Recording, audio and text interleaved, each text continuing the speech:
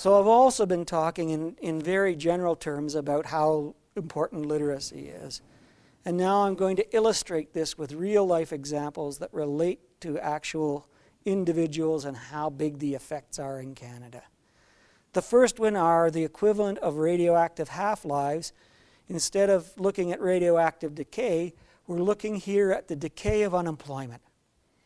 The blue line is high-skilled people, people with level 3, 4, and 5 literacy skills. The red line are level 1 and 2 people. And what we're looking at is once someone gets unemployed, how long does it take people to get reemployed? For skilled people, it takes half of them 9 weeks to get reemployed. So not so long, a couple of weeks without employment and then back into a job. For the low-skilled people, it takes half of them 38 weeks to get back into employment. And so from an individual point of view, you certainly want to be in the level 3, 4, and 5 and not in the level 1 and 2. From a public policy point of view, the costs of the employment insurance system are punishing low-skilled people by keeping them in unemployment by 4 times longer. And from an economic point of view, this is incredibly punishing. The labor market is sorting and selecting people on their skill and leaving the low-skilled behind. Not something we want to interfere with because it's economically efficient, but you have to worry about the impact on low-skilled people as a result. This next chart looks at the impact that skill has on people's wages. So we're able to explain a good part of the differences in what different people earn, and those differences are attributable to the natural things, to people's education levels, to their work experience, and what we see from this chart is their skill level. In fact, in Canada, more of what the differences in people earn is attributable to their average literacy skill than any other country in this display. So 33% of those differences can be traced directly back to differences in literacy skill. So what does this do? People with skill get higher wages, people with lower skill get lower wages. A second thing that this chart reveals is that a country like Sweden, the impact of literacy skill is actually quite low. It explains only 10% of the explainable wage variability in Sweden.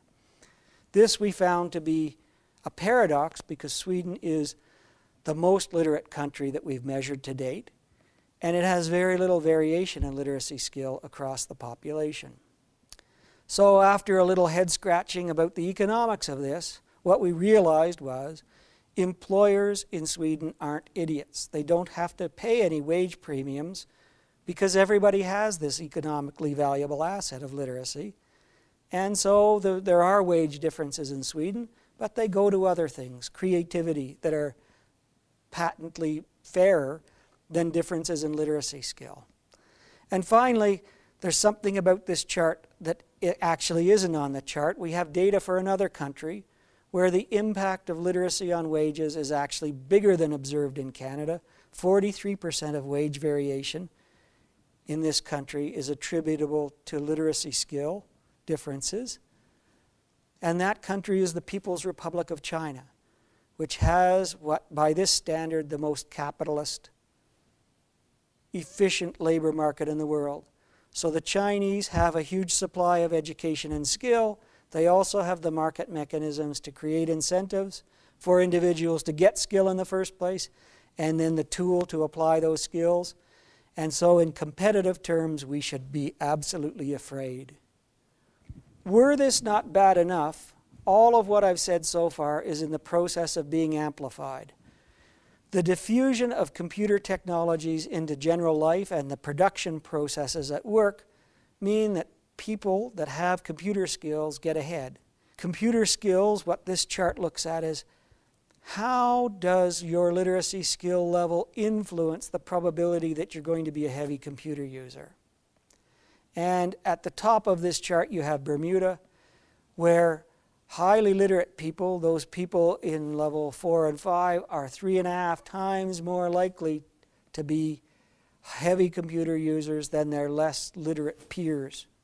In Canada, it's about 2.5 times more likely. Computer skills are economically productive skills as well. It turns out that they amplify basic literacy differences. Suppose that you're highly literate and a heavy computer user. How much more likely are you to be in a stable, high-wage job? In Switzerland, at the top of this chart, you're 6 times more likely to have one of those desirable jobs. 6 times more likely is really a big effect. In Canada, you're 5 times more likely to be in one of those desirable jobs. So if you're thinking like an individual would, on which side of this skill fence do I want to sit? Oh, I want to be on the high-skilled side. That'll give me access to computer technology that I can trade on the market to get a better job, a higher wage job, and a more stable job. So enough with the labor market side. It's all about economics and earning and employment. There are also huge health effects we've identified. This chart plots for each health region in Canada the incidence rate or prevalence rate of diabetes. Diabetes is one of the most punishing diseases that the health system has to deal with. It eventually kills you. People go blind, they suffer amputation, and it's a terrible disease to manage on a daily basis. Hard on the people that have it, hard on their families. It's also extraordinarily expensive for the health system to deal with in terms of all of the management of the symptoms of the disease. This chart displays the relationship between health literacy, so literacy and numeracy skills applied to health tasks, and the prevalence rate of diabetes in every one of Canada's health regions. And the black line reveals the relationship between these two things. What it says is that the higher the health literacy, the lower the prevalence rate of diabetes. And you see a 5-fold difference between the best health districts and the worst. And so this sets up investments in literacy might lower prevalence rates of diabetes, reduce health costs, reduce the demand on the healthcare system, and therefore reduce pressure on the tax base to fund that treatment. So not only is literacy an economically productive asset for creating goods and services, it also has a huge impact on our health.